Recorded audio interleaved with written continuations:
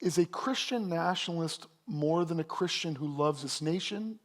If not, what's the difference? How should the term be defined, James? I think that was the crux of our conversation. Yeah, You want to answer that? I would say that as a Christian, I tend to stay away from the term Christian nationalist just because it has the pejorative understanding in the world.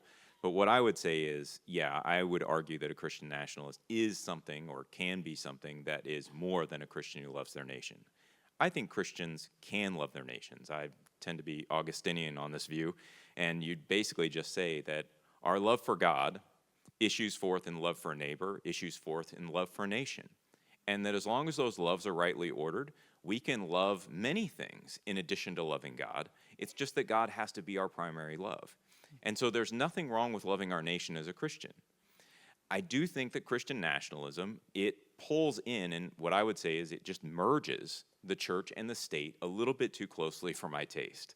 That America becomes something of a symbol for Christian victory, we might say.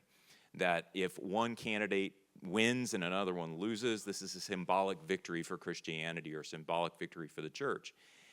I get uncomfortable with that because I think Christ is that sign of our victory. And so I would say Christian nationalism is the ideology that fosters a different sort of symbolic victory for Christians and for the church within a national context.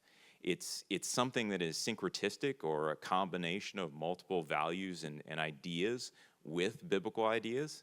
But I think it's a very sort of aberrant form of Christian love for nation that almost elevates the nation above God. That's how I would sort of frame it.